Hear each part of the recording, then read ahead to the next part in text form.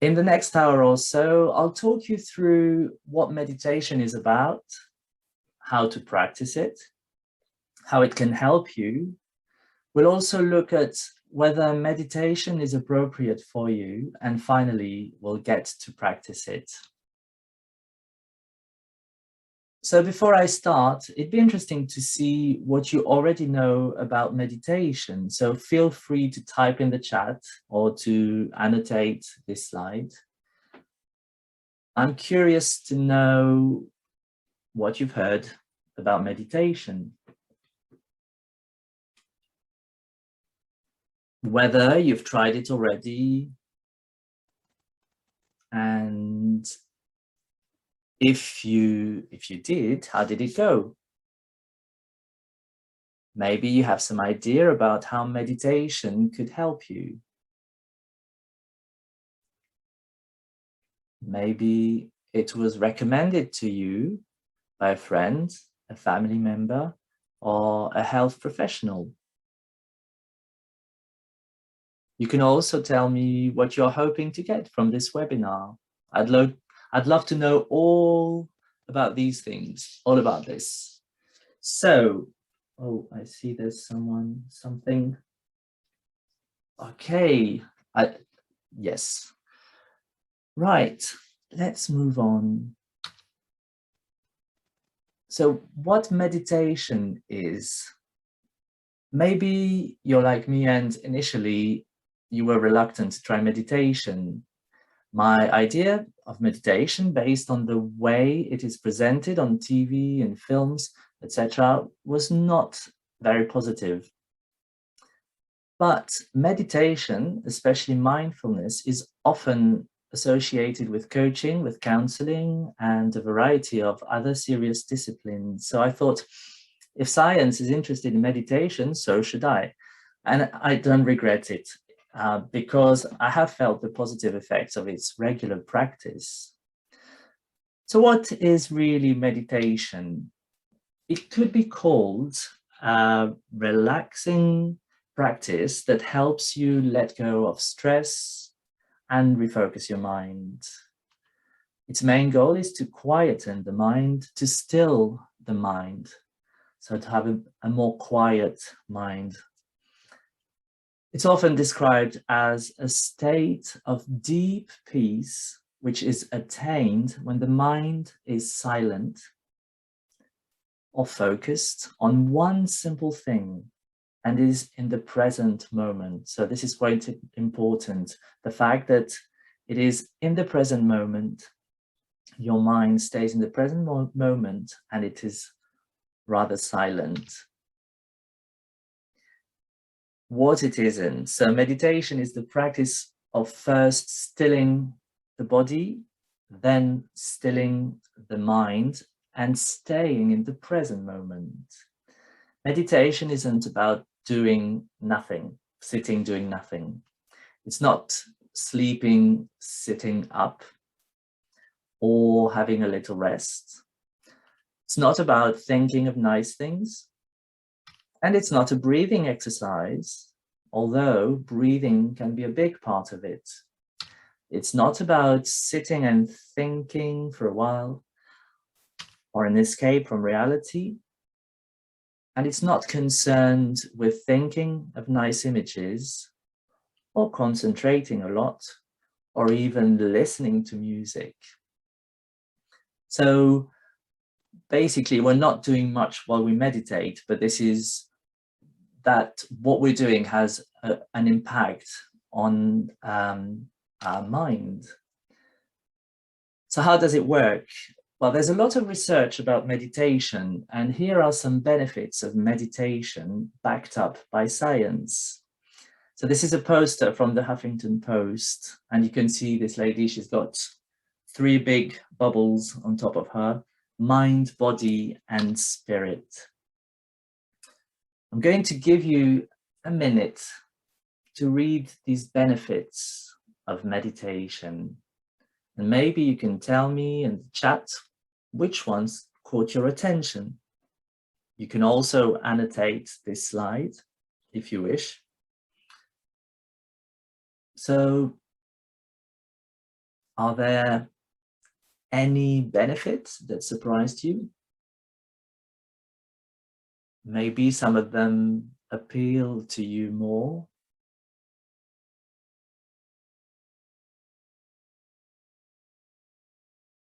Interestingly, meditation works not only on the mind and spirit, as you would expect, but also on the body, because you probably know that mind, spirit, and body are all connected. Yes, a lot of practice and the right environment. Sorry, I've just seen the chat. Oh, an 8-week course in mindfulness is great. Yes, this is a standard format, 8 weeks. It gives you enough time to build it into your routine, and it gives you enough time to reap some benefits of it as well. Okay, so let's move on and let's get a bit technical. To understand how meditation has a positive impact on people's lives, we need to do a bit of neuroscience. I know it sounds a bit scary, but I promise you it's going to be the basics. We're just going to have a look at some basic concepts. The image you see shows the part of the brain that are activated when we are in default mode. So a bit like computers or other machines, we have a default mode. When we're not focusing on completing a task or achieving a goal, our brain goes into this default mode. It's a bit like the resting mode of the brain. In fact, there's a part of the brain that is active when a person is not focused on the outside world and the brain is awake but resting. So when you're daydreaming or when your mind is wandering, it's actually your default mode network that is working. Mind wandering is not only a common activity, which is present in roughly 50% of our awake life. 50% of the time we're in default mode.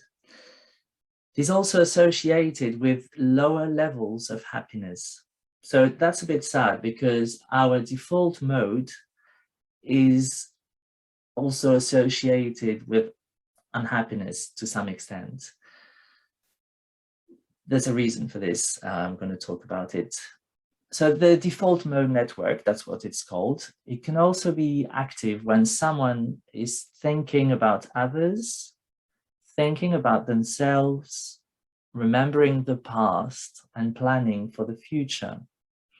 There seems to be a correlation between increased activity of the default mode network and a variety of disorders, including Alzheimer's disease, autism, schizophrenia, MDD, major depressive disorders, chronic pain, PTSD, post-traumatic stress disorder, and ADHD, attention deficit hyperactivity, and others. So it is, neuroscience is spending a lot of time and effort trying to understand this default mode network. And the use of MRI brain scans in various studies have clearly showed that the brains of people who meditate have a significantly lower DMN activity during and outside meditation, which means you still enjoy the benefits of meditation even after you've done your practice.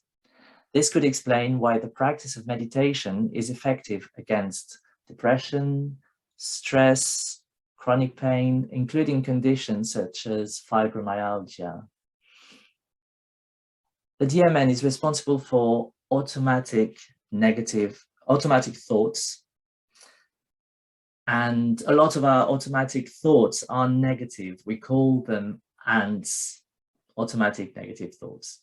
They pop up into our minds and they trigger a series of physical responses, including stress, anxiety, and even depression. Meditation teaches us to notice our automatic thoughts So by meditating, we're actually learning to identify those thoughts that pop up into our minds, without asking them, inviting them. They just turn up, and normally we don't pay much attention to them, but they damage us. With meditation, we learn to recognize them first. So to acknowledge them and then to let them go by returning our attention to the breath, for instance. So, okay, I've just noticed a thought. Okay, let's go back to the breath. So you kind of realign, recenter yourself.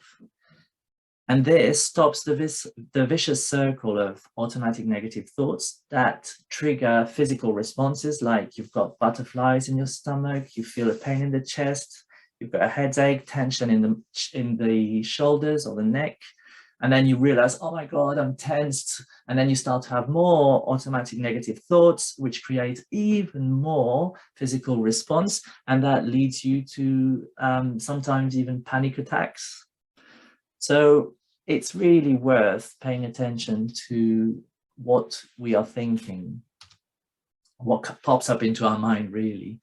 So by meditating, we work to decrease the mind-wandering activity of our brain, which in turn increases our happiness, or rather decreases our natural inclination towards negative thinking. Because a part of our brain, and I think mainly it's the amygdala, is responsible for something known as the negative bias. We tend to focus on the negative more than on the positive. Okay, so let's move on. Yes, I know I've touched something. There we go. So quickly, who can meditate? Well, almost everyone. If you look on the internet, they say everyone can meditate. I thought I should have a word of caution. So I'll say almost everyone can meditate. However, there may be a case where meditation posture will need to be adapted to your physical limitations. If your back, your neck, your shoulder hurt, if you've got knee pain, you can adapt the pose and make your practice more pleasant, basically. Who shouldn't? I think that everybody under adequate supervision can probably meditate. But if you suffer from depression, check with your GP or your health professional. And I'd say avoid meditation exercises such as exploring difficulty. This is an activity we do. Probably not the best thing to do to begin with for anyone. People with psychosis, for example, bipolar disorder or schizophrenia, we shouldn't advise them to do meditation. They need to consult their psychologist or their psychiatrist. That said, I've done some research on the internet, and there is no evidence that meditation is bad for anyone. It's probably a matter of having the right level of supervision if you suffer from a mental health condition. But you can look online. Some people say, oh, there was a study with a very limited number of people who concluded that it could have a bad effect. And then they did much wider studies, and everybody benefited as long as you are supervised if you have a mental health condition. Thierry, there are a couple of questions on chat. Okay. If we could look at those. Yes. Sorry.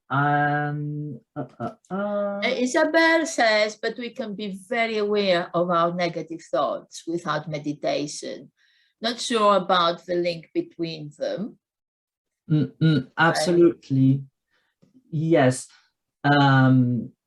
It's the first step. The hardest is to let go. And I think this is where practicing meditation helps, because the first step is to acknowledge, to notice them, but then We have to, change our attention to something else, basically. And the second question is, who can meditate? What about people with disabilities, such as learning difficulties? Any strategies?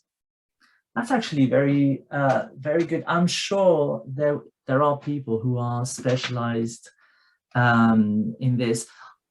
People with learning disabilities, well, I don't know if I can, well, ADHD can be a learning disability, in fact, because it's hard to concentrate, but meditation helps. So I believe that people with learning disabilities would benefit as well from meditating. I haven't got any studies to back this up. This is my impression based on my own practice, but I can't see why they would not benefit from it. You probably would have a different approach. So maybe do more practical mindfulness, for example, rather than formal meditation where you're sitting, someone, okay, I said ADHD, someone with ADHD might struggle to sit for a long period of time, but they might be fine walking in a forest and paying attention to what they hear, what they smell, what they see. You can develop mindfulness via other ways rather than just what I call formal meditation is sitting. Okay, when you're sitting or lying, if you can't sit, and stay motionless for a certain amount of time. But that's the formal meditation. There's also more informal, more practical one. I hope I answered the question to the best of my knowledge. I did. Okay, shall I continue, Kula? All right. So preparing for meditation. For a successful meditation, we need to make sure that there's a few points basically to bear in mind. The first one is the location. Some environments are more productive than others. As you can probably imagine, a quiet place where you won't be disturbed is better. If the weather allows it, outdoor can be great. I love in the summer if I can meditate in my garden. I love the sound of the bird. I find it helps me so much to focus on the present moment. So you don't need to be in a room. You could be outside, and outside gives you interesting stimulus. Maybe if you've got a lot of cars honking and that doesn't help, but we have to learn as well to meditate with anything that's around us, because this is, we meditate to learn to cope with the reality. The time of the day has an influence on the outcome of your practice. You will find that first thing in the morning, your mind is less hyperactive or wanders off around less. However, some people find it helpful to meditate in the evening when their day is over. We're all different, people say, or scientists say, there's probably as many brains as there are people on this planet, so probably about 7 billion. And each brain has its own specificity, so we need to make allowances for this. I find morning great. For me, it works wonderfully, and it sets me for the day. The posture, the pose, is very important as well. Different types of meditation have different postures, but they all have one thing in common: to make breathing easier and effortless. That's the point of being in the right pose. To begin with, it's a good thing to think of a posture that allows you to be both alert and relaxed. So we're not sleeping, so we need to stay alert, but we need to be relaxed. Otherwise, it's going to generate issues. In terms of the pose itself, think of making sure your head, your shoulders, and your hips are aligned. I'm talking of a sitting pose. I'm not talking of, a lotus position as in yoga or modified lotus or half lotus.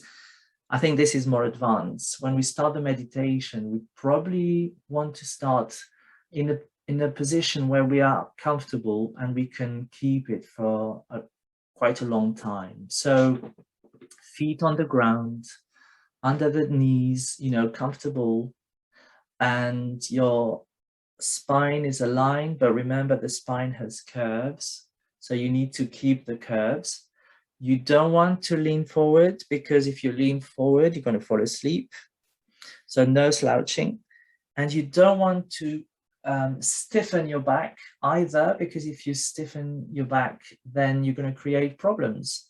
And then you're going to find your shoulders or your neck hurt, and it's going to be an additional distraction. The other thing we need to think about is the chin. You might want to drop the chin a little, just ever so slightly, to make sure that your neck is long, and you're going to drop your jaw a little, leaving a tiny gap between your upper teeth and the lower teeth, even with your lips sealed. And the tongue is resting against the back, the part of the palate behind the upper teeth. So hands on your lap. You should feel that the weight of the arms is supported by your hands on the lap as well. It should be a rather comfortable position, but the human body is not meant to stay in the same position for a long time. We have to accept that, okay? Normally in this position, breathing is easier, so you have achieved already something. Now, how often? Practicing every day is ideal, and I think this made a change for me when I started practicing every day. 20 minutes is great. That's usually what's recommended. But we don't reach this amount of time overnight. What I mean is, first you start with 3 or 5 minutes, as often as you can, and you're going to increase that time progressively. Some people find it easier to do 5 minutes twice a day rather than 10 minutes in one go. And as you reap the benefits of meditation, you'll find it easier to make time for your meditation practice. So interestingly enough, as our brain declutters from all the automatic thoughts, we kind of find more time. Also in meditation sometimes, and especially mindfulness, we learn to differentiate activities, and try to find the activities that nourish you and energize you, rather than the ones that deplete you of your energy, those that use up all your energy. Finally, to facilitate our meditation practice, it's important that we approach it with a relaxed body and mind. So that's what we're going to practice now quickly. First exercise. Sorry, I've spoken a lot about the background of meditation, because I think it helps us. Once we know about these things, I find it makes my practice better, because I know I don't need to expect anything. So, relaxing the body and the mind. Are we ready? Oh, I forgot to say, you might want to roll your shoulders back as well. It's quite nice when they're just hanging gently. So let's have a quick go at relaxing the body and the mind. So sitting comfortably with your hands on your lap without tensing any muscles, and focusing for a few seconds on the position of your body.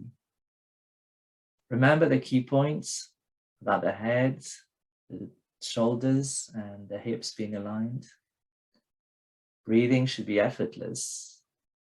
We are aiming for a posture that enables us to remain alert and relaxed for a long period of time. For this exercise, if you find it difficult to remain seated, you can lie down. This is absolutely fine. Now, allow your heart space to soften and expand slightly as you breathe in. To help you unwind, I'd like to invite you to take a few deep breaths and focus on each breath at a time. So if you wish to do so, take a big deep breath now. Hold it for a second and breathe out slowly. And again, breathe in deeply. Hold it and breathe out slowly. And at your own pace, you might like to do this a few more times.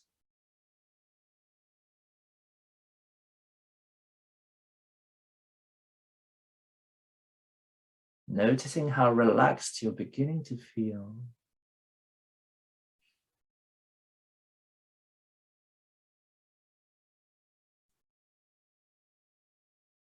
And enjoy this wonderful sensation of calm.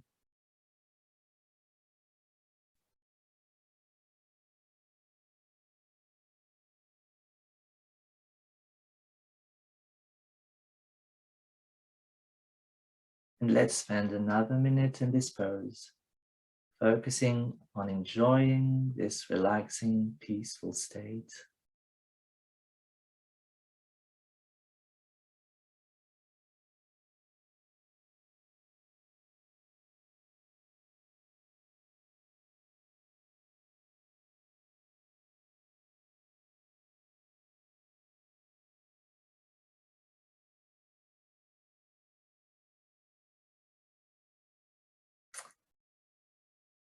Good.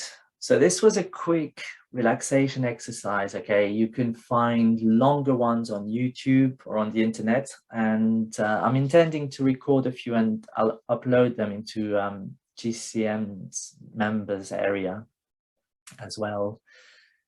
But this is in preparation for meditation. It's just because sometimes otherwise you might arrive and you have all the stress from the day, and it's going to take you time to get into a meditation frame of mind.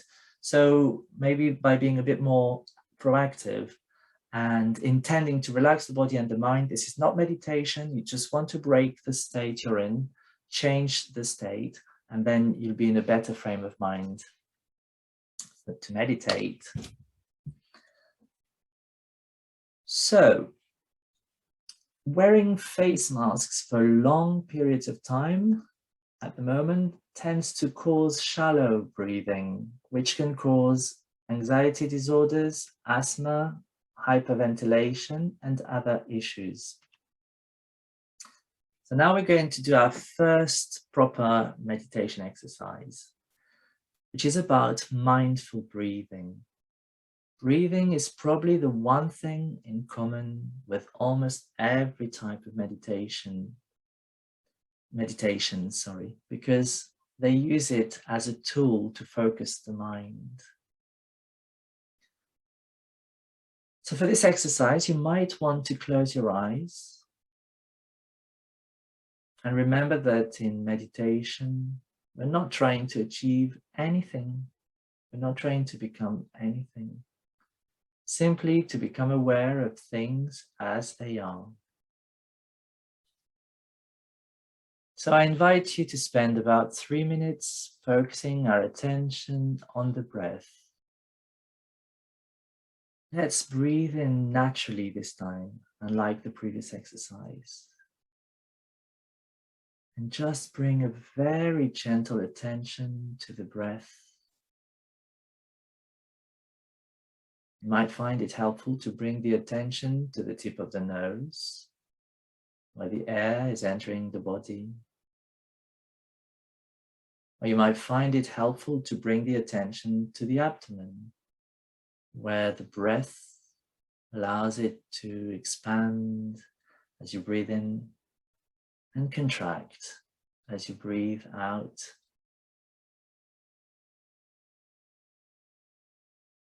Maybe you want to bring the attention to the entire body, noticing the expansion of the muscles in your body as you breathe in, and contraction as you breathe out.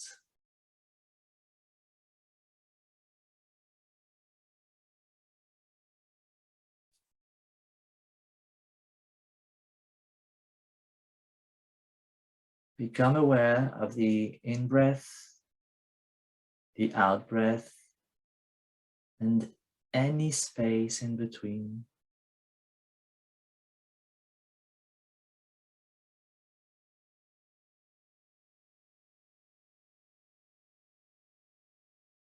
Some people like to think of this exercise as resting the mind on the breath. You can visualize the breath as a cushion or a comfortable bed and let the mind rest on it, letting it be.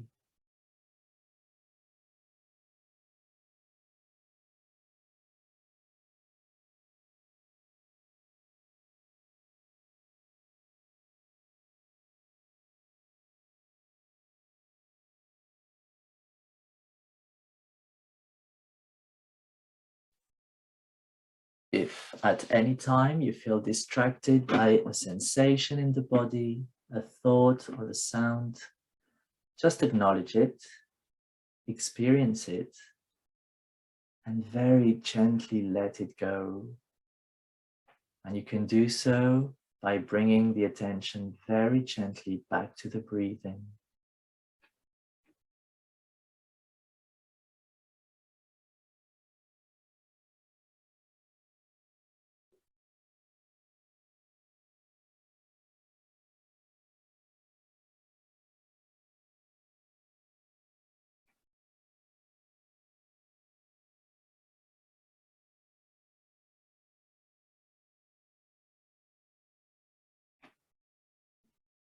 And as we reach the end of this exercise, I'm going to ask you to open your eyes and come back to the here and now.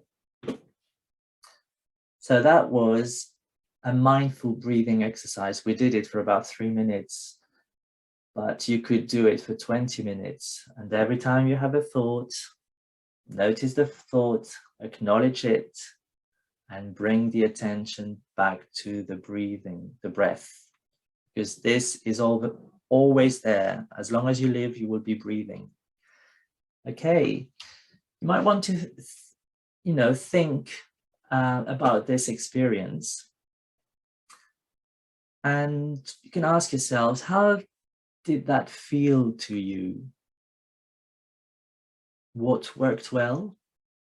What didn't work so well? If you want, you can share your experience with us in the chat.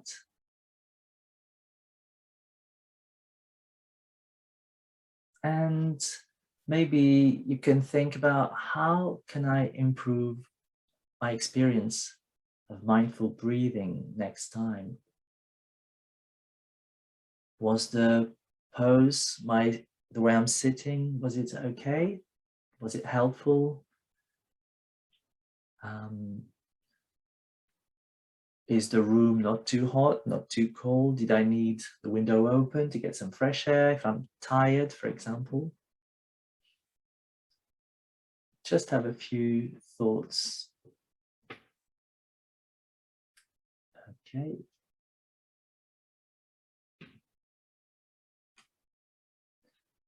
Right. We're going to move on now.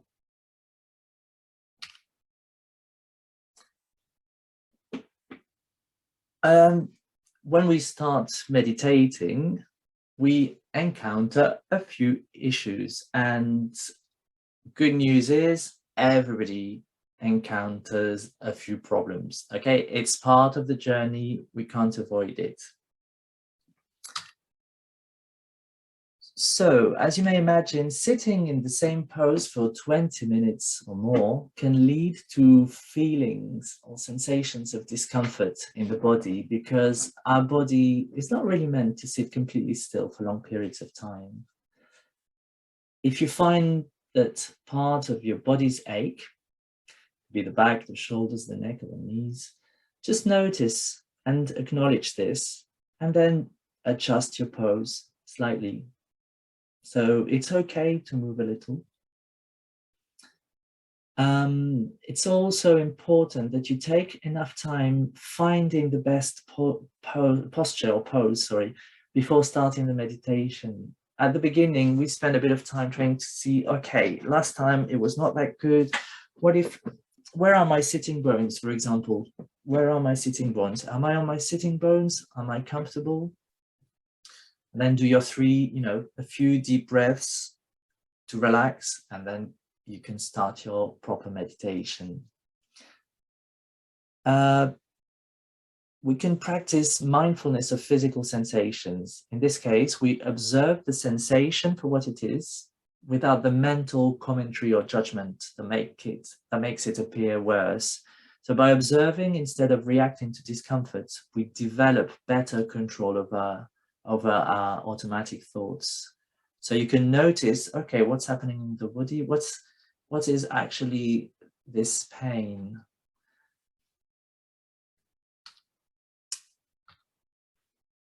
Unusual sensations. There's a difference between pain and suffering.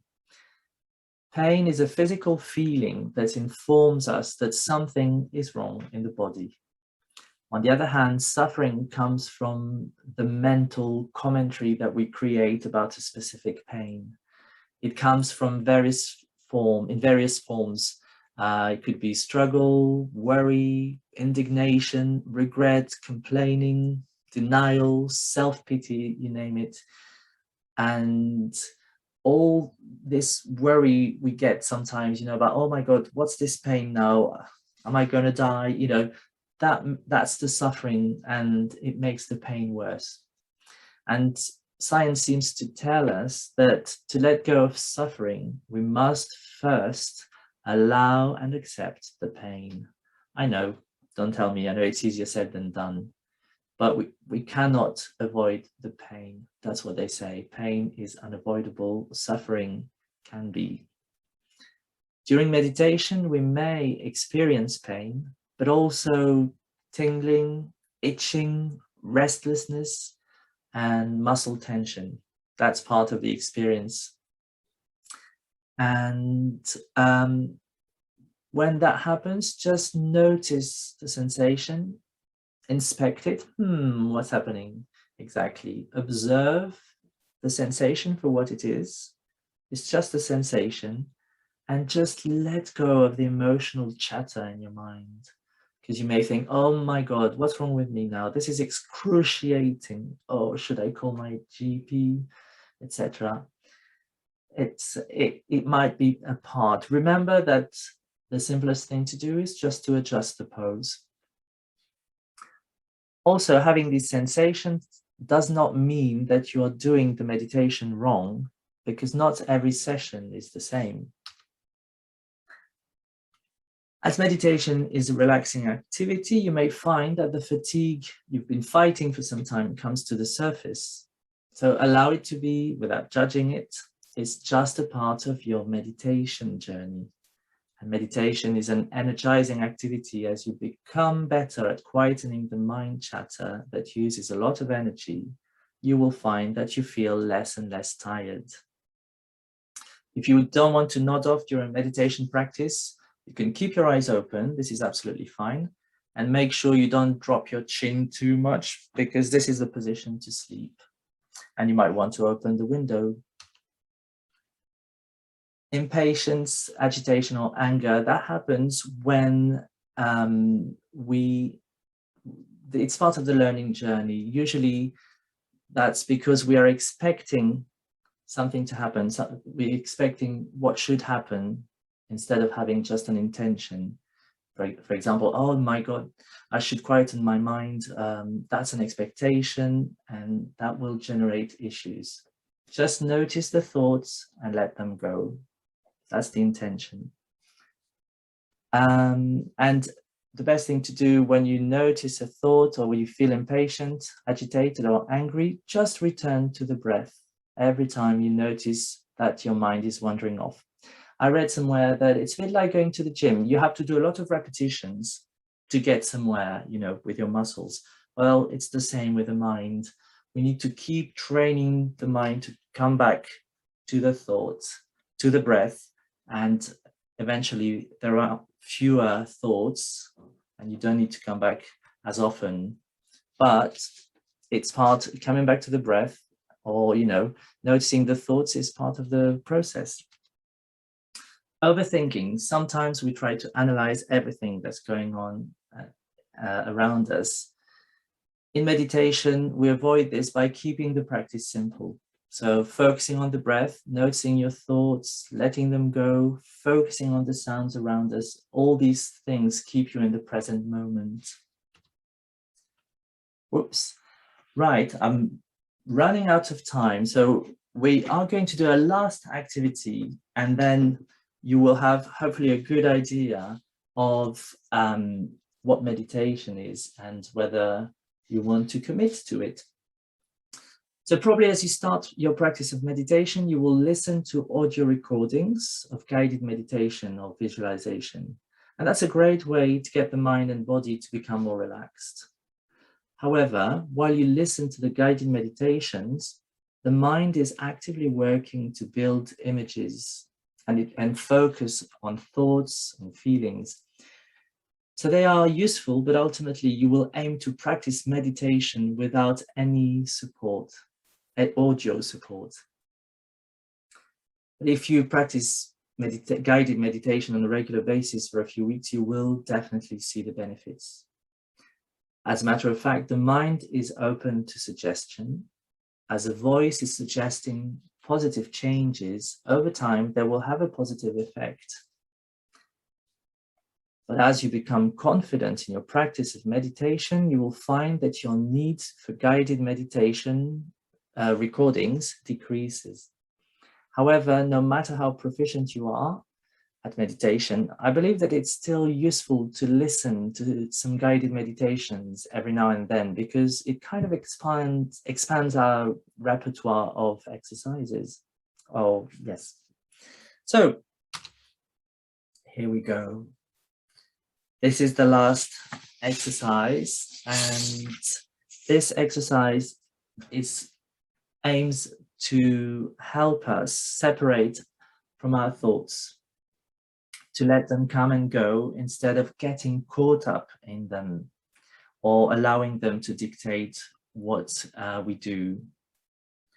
So meditation helps us to learn to step back from our thoughts and see them as mental events passing through the mind rather than absolute truths. The goal of this exercise we're going to do is to develop the ability to let go of problematic thoughts. Whoops. So here we go. So remember your pose, your posture, your position. Find a position that's sitting in a comfortable position. Allow your shoulders to drop and relax, and plant your feet firmly on the ground. You're grounded. Or if you're sitting cross-legged, feel the sense of contact between your feet and the seat and the floor beneath you. Now gently close your eyes, and for the next few breaths, bring your full focus of attention to your breathing. Notice the feeling of the air flowing in through the nostrils, down into the lungs, and down into the belly as you inhale. And on the exhale, feel the release of any tension as you let the air out slowly. Now imagine that you're sitting by the side of a gently flowing stream. This might be a stream that you know, or it might be something you create in your mind using your imagination. There might be a slight breeze blowing as you sit here, dapple light glistening on the water and soft green grass beneath you. Imagine the stream however you like. It's your imagination.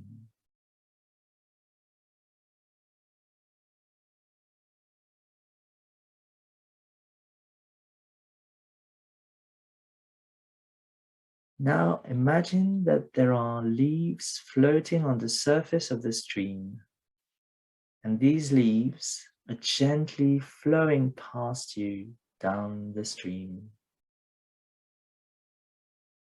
For the next few minutes, see if you can take every thought that pops into your head and place it on a leaf.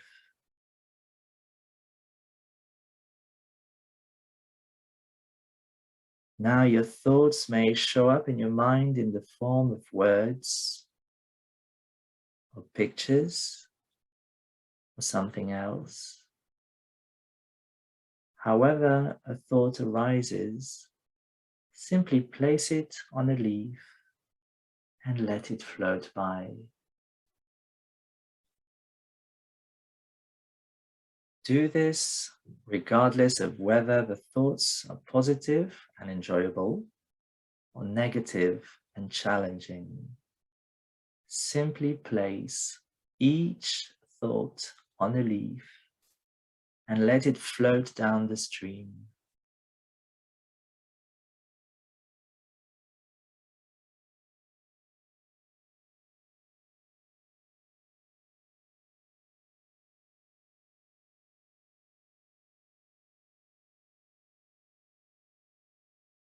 If you notice that your thoughts stop momentarily, just continue to watch the stream.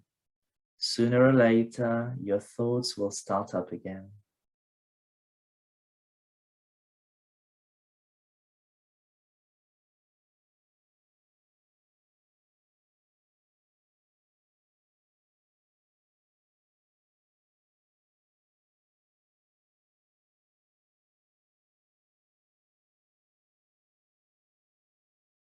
Allow the stream to flow at its own rate. There is no need to try and speed it up. The aim here is not to wash the leaves away.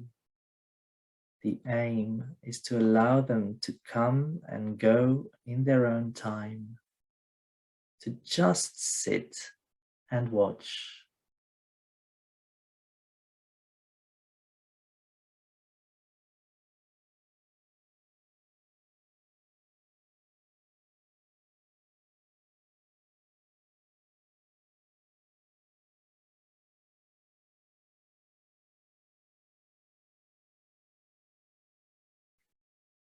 If your mind says something along the lines of, I can't do it, or this is stupid, place those thoughts on leaves and let them float by.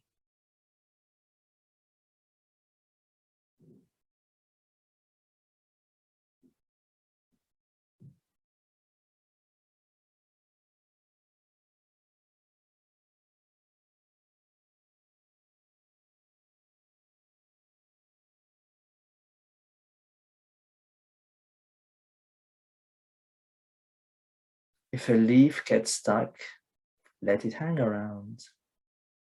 There is no need to force it to float away.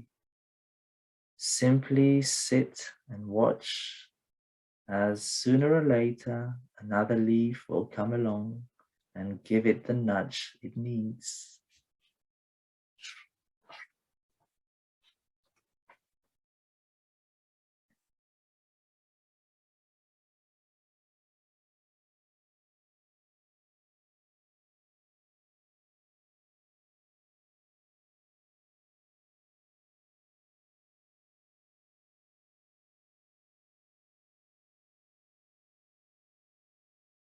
If a difficult feeling arises, such as boredom, impatience, or anxiety, simply acknowledge it.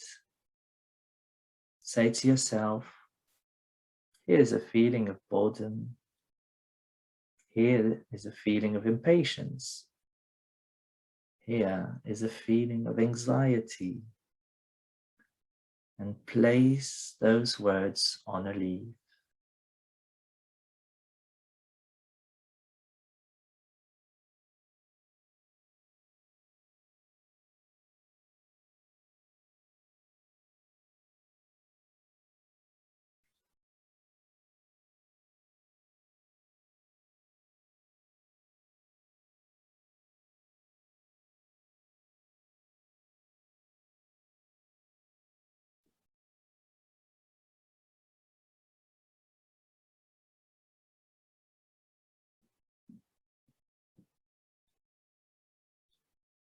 Now, from time to time, your thoughts will hook you, and you will lose track of the exercise. This is normal as our attention naturally wanders, and it will happen time and time again. As soon as you realize this, simply come back to your stream.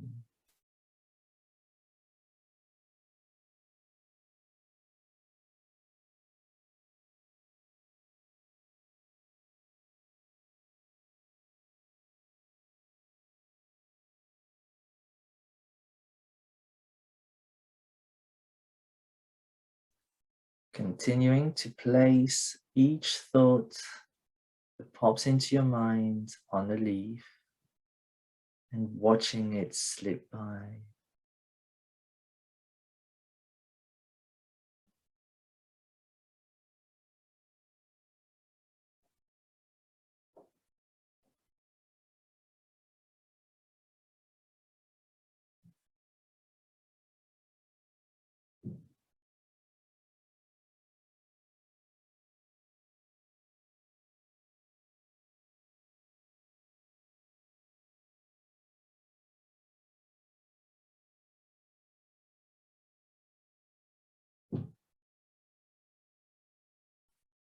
Again and again, your thoughts will hook you. Remember, this is normal. As soon as you notice this has happened, simply come back to your stream.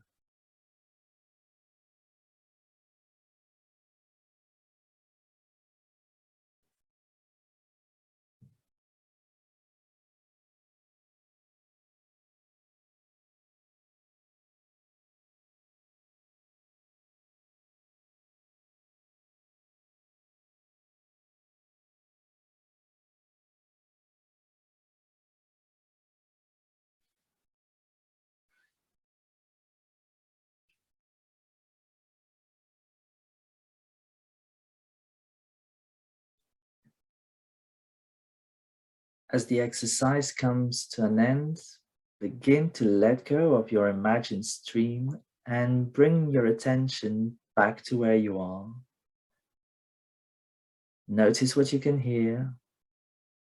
Notice what you can feel. And when you're ready, open your eyes and notice what you can see.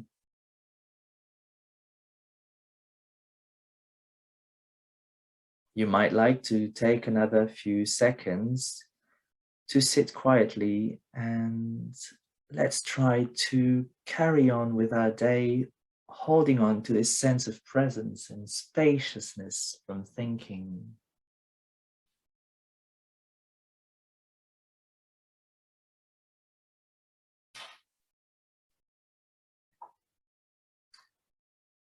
Okay, so, sorry, I'm going to try, hopefully you're still listening and you're not asleep.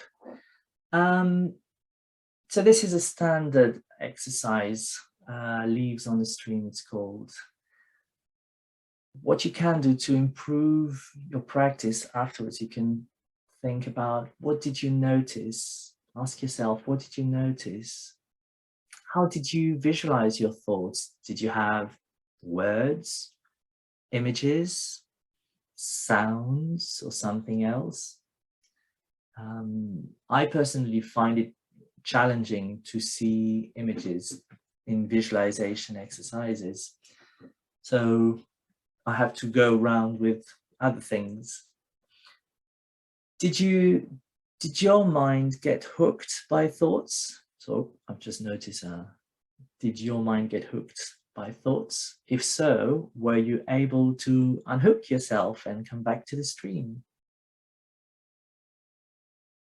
Did any negative or painful thoughts show up? Were you able to place these thoughts on leaves and allow them to float by at their own pace? And how do you feel now? Are you feeling more peaceful? Or is your mind still hyperactive?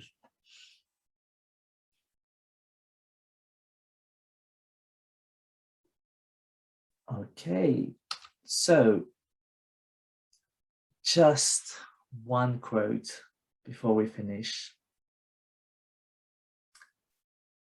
You should sit in meditation for 20 minutes every day. Unless you're too busy, then you should sit for an hour.